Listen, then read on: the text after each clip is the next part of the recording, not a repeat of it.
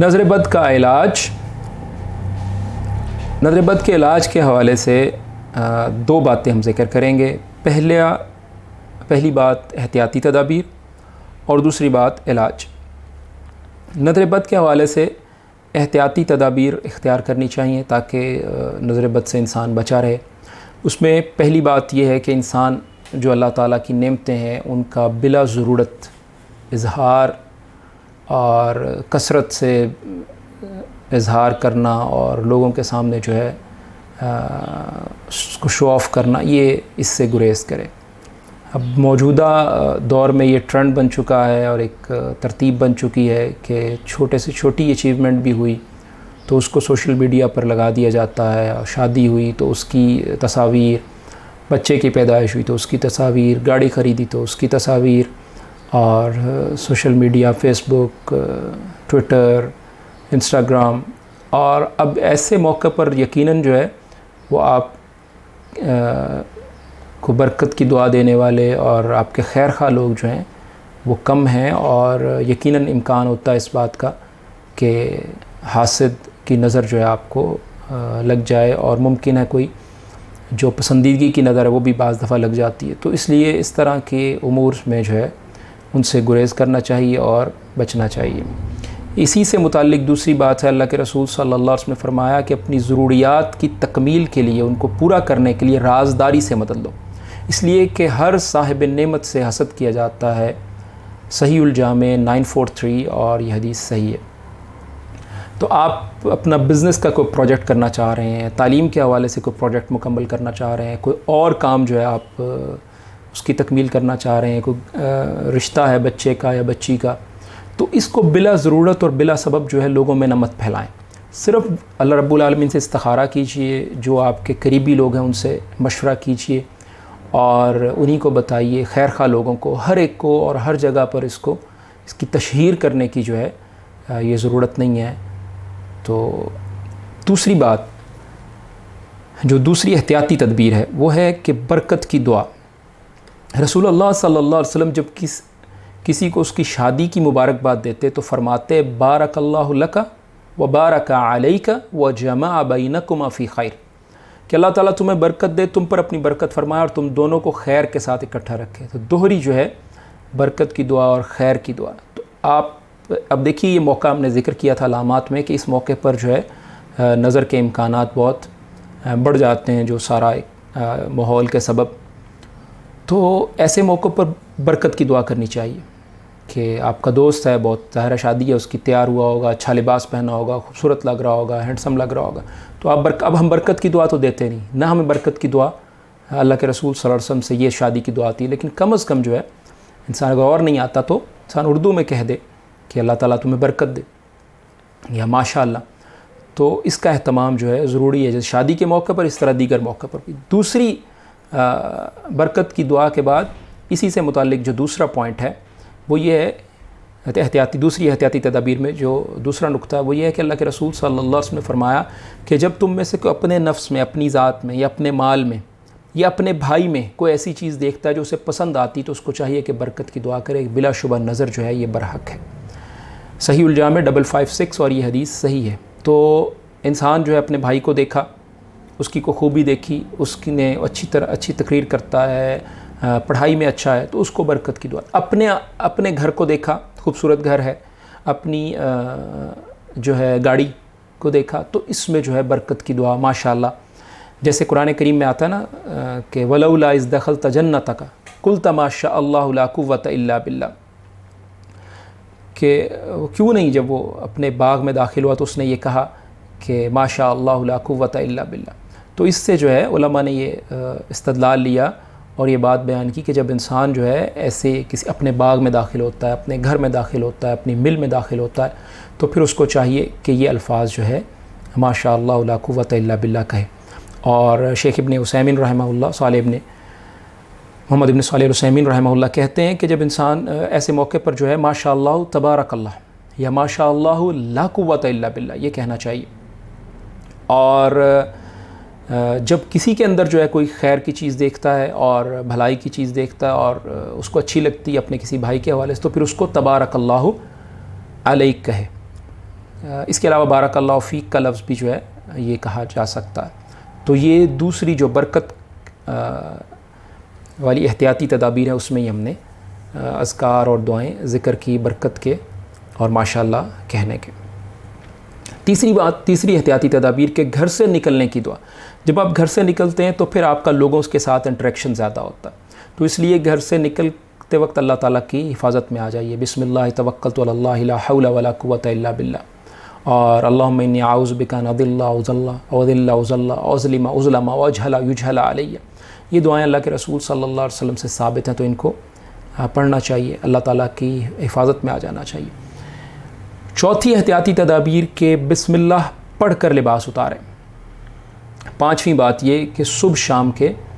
اذکار کی پابندی کریں، اور چھٹی بات یہ کہ اللہ تعالیٰ سے عافیت کی جو دعائیں مانگیں، اللہم انی اسألک العفو والعافیت، اور اسی طرح جو نعمت کا زوال ہے اس سے پناہ مانگے، نعمت کا دوام مانگے اللہ تعالیٰ سے، اللہم انی اعوذ بک من زوال نعمتک وتحول عافیتک وفجاءۃ نقمتک۔ تو یہ دعائیں جو ہیں اللہ کے رسول صلی اللہ علیہ وسلم سے اس میں سے بہت ساری دعائیں ثابت ہیں، بلکہ اکثر ثابت، تو وہ کرنی چاہیے، اور عمومی طور پر ان امور کا لحاظ رکھنا چاہیے، ان احتیاطی تدابیر کو اختیار کیا جائے تاکہ آپ نظر بد سے بچ سکیں۔ دوسرا حصہ علاج کا ہے۔ علاج میں دو طریقہ کار ہیں اور دو امور ہیں۔ پہلی بات یہ کہ رقیہ کیا جائے۔ رقیہ کے حوالے سے جو اذکار اہم ہیں، ایک تو اللہ کے رسول صلی اللہ علیہ وسلم نے فرمایا اعوذ بکلمۃ اللہ التامۃ من شر ما خلق، یہ بڑی جو ہے جامع دعا ہے، اور صحیح مسلم 2708 اور 6878، تو یہ دعا جو ہے اس میں ہر اللہ رب العالمین کی جو اللہ تعالیٰ نے جو شر پیدا کیا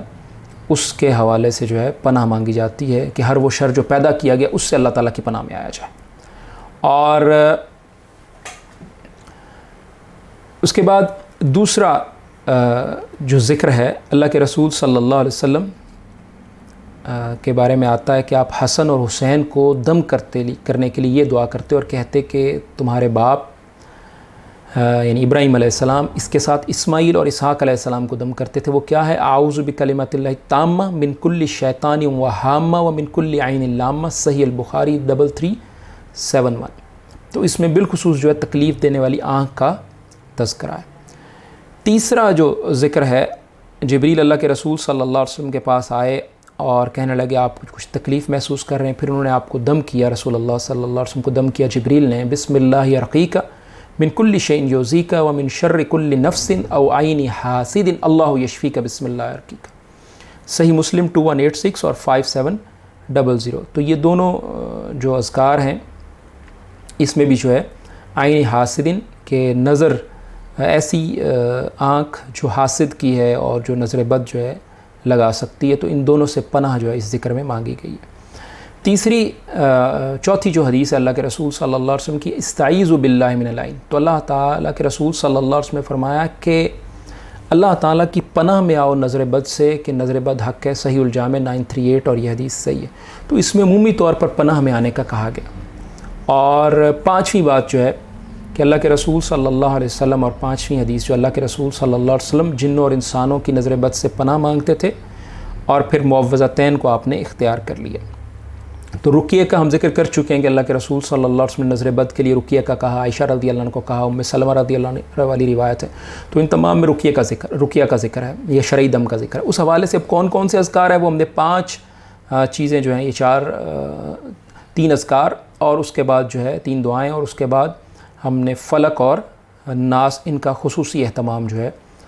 کیا جائے نظر بد کے حوالے سے۔ اس طرح اللہ پر بھروسہ اور فلق اور ناس کی تعداد، اگر آپ دیکھتے ہیں کہ آپ کی طبیعت بہتر نہیں ہو رہی تو آپ اس کی تعداد جو ہے بڑھا دیں جس بھی تعداد میں آپ پڑھ رہے ہیں۔ اسی طرح سورۃ الفاتحہ جو ہے یہ بھی رقیہ ہے، دم ہے۔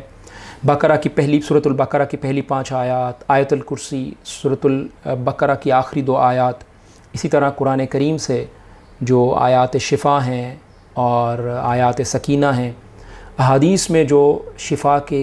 دعائیں ہیں، اللہم رب الناس اذہب الباس واشف انت الشافی لا شفاء الا شفاؤک شفاء لا یغادر سقما اسأل اللہ العظیم رب العرش العظیم یشفیک، اسی طرح لا باس طہور انشاءاللہ۔ تو یہ دعائیں جو ہیں ان کو اختیار کرنا چاہیے۔ دوسرا حصہ وضو اور غسل کا ہے۔ رسول اللہ صلی اللہ علیہ وسلم نے فرمایا، صحیح مسلم میں حدیث ہے 2188 اور 5702 کہ نظر بد جو ہے وہ برحق ہے اور ثابت شدہ ہے، تو جب غسل کرنے کے لیے کہا جائے تو غسل کرو۔ اور ابو داؤد میں ایک روایت ہے 3880 کہ عائشہ رضی اللہ عنہ بیان فرماتی ہیں کہ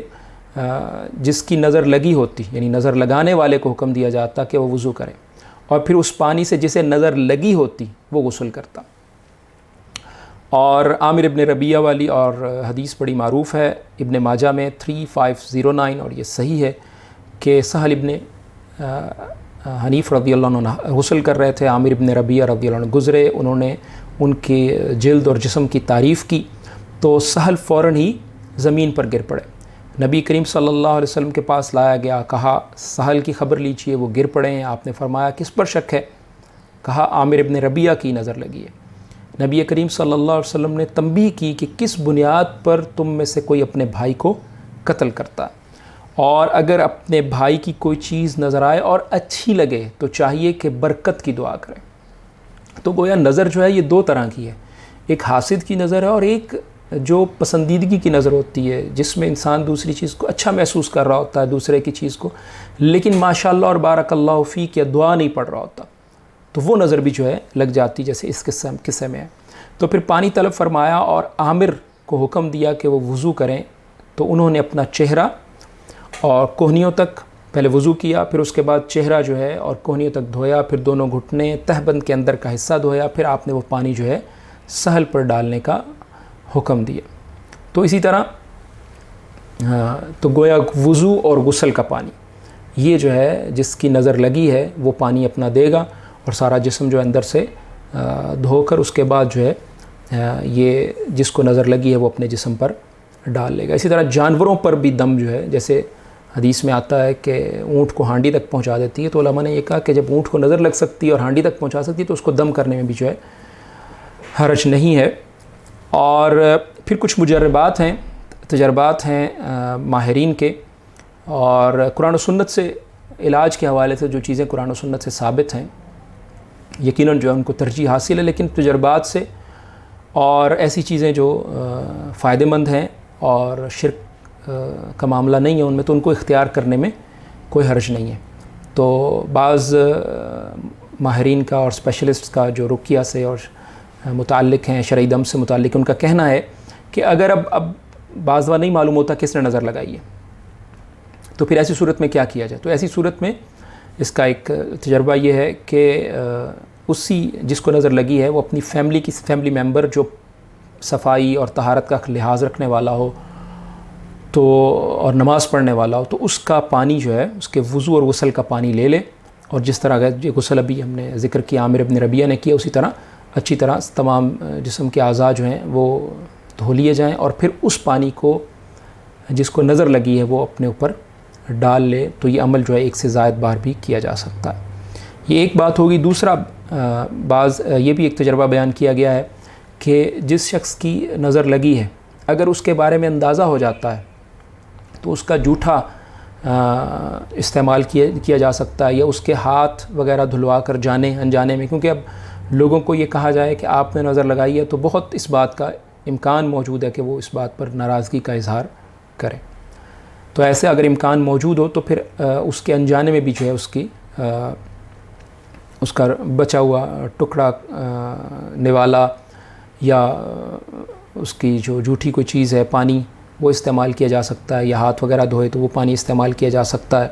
تو یہ بھی جو ہے تجربے سے، بعض ماہرین کے تجربے سے یہ بات ثابت ہے۔ اسی طرح اگر کوئی ایسی نظر کے سبب کوئی ایسے اثرات ہیں جو جسم پر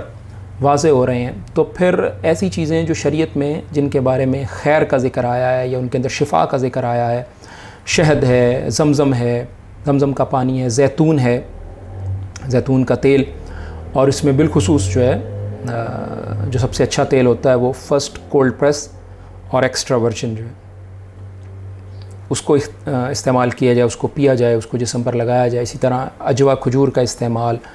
ہجامہ کروانا، اور پاک مٹی کا استعمال،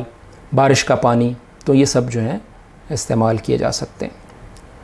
دم کے ایک الفاظ ہیں جو عموماً لوگ استعمال کرتے ہیں، بسم اللہ حبس حابس و حجر یابس و شہاب کابس، تو اس پر جو ہے شیخ ابن باز رحمہ اللہ کا ایک نوٹ ہے، اور انہوں نے اس میں ایک تنبیہ کا ذکر کیا کہ اس میں یہ جو الفاظ ہیں کہ یہ اس کے